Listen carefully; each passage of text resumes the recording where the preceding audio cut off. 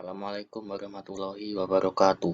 Puji syukur marilah kita panjatkan kehadirat ilahi Rabbi bahwa karena kudrat dan iradatnya pada kesempatan ini kita dapat bertemu dalam keadaan sehat walafiat. Tak kurang suatu apapun dalam rangka menuntut ilmu sebagaimana telah diwajibkan kepada kita untuk menuntutnya.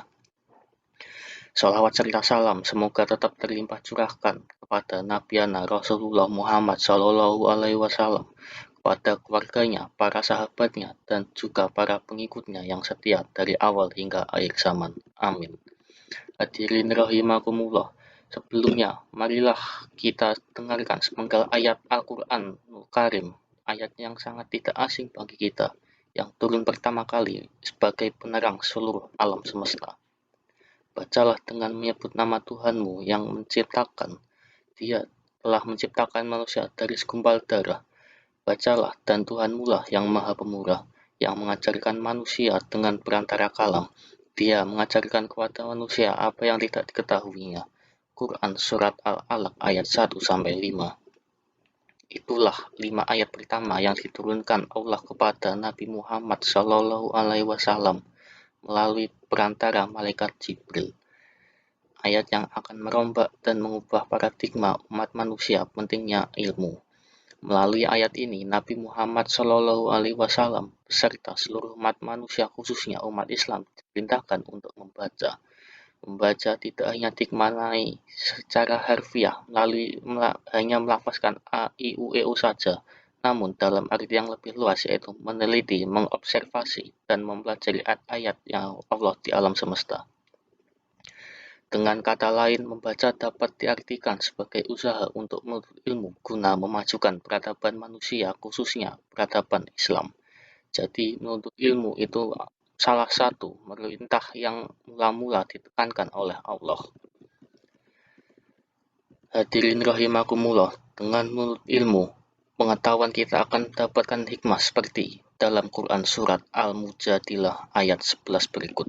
Niscaya aku akan meninggikan orang-orang yang beriman di antaramu dan orang-orang yang berilmu di pengetahuan beberapa derajat, dan Allah Maha mengetahui apa yang kamu kerjakan.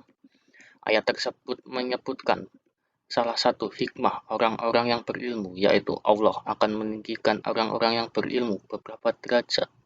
Orang yang beriman dan berilmu memiliki nilai lebih jika dibandingkan dengan orang beriman namun tidak berilmu. Dengan ilmunya, ia dapat mengetahui apa maksud dan tujuan dari perintah-perintah Allah melalui ayat-ayatnya, sehingga orang mukmin yang berilmu tidak hanya menjalankan perintah belaka tanpa tahu maksud dan tujuannya. Ia akan mencoba untuk mendedah apa hikmah dan makna di balik perintah-perintah Allah tersebut. Oleh karena itu, terlihat ada perbedaan antara orang-orang berilmu dan tidak berilmu. Sesuai dengan firman Allah, katakanlah, adakah sama orang-orang yang mengetahui dengan orang-orang yang tidak mengetahui? Sesungguhnya orang yang berakal lah yang dapat menerima pelajaran. Hadirin rahimakumullah, hikmah lain dari orang berilmu yaitu ia mendapatkan pahala yang tidak terputus. Sabda Nabi Muhammad Shallallahu Alaihi Wasallam, Ida matal insanu qata'a amaluhu illa min sholatin sodakotin jariyah au ilmin yuntafu'u bihi au waladin sholihi yad'ulahu. Jika manusia meninggalkan maka semua amalannya terputus kecuali 3 perkara, kecuali sedekah jariah atau ilmu yang bermanfaat dan anak soleh yang mendoakan untuknya. Hadis riwayat Muslim. Hadirin rahimakumullah, demikianlah yang dapat saya sampaikan. Mohon maaf apabila terdapat tutur kata yang kurang berkenan. Terima kasih atas perhatiannya. Semoga yang tersampaikan dapat bermanfaat bagi kita semua. Amin, amin, ya rabbal alamin. Sekian dari saya. Wassalamualaikum warahmatullahi wabarakatuh.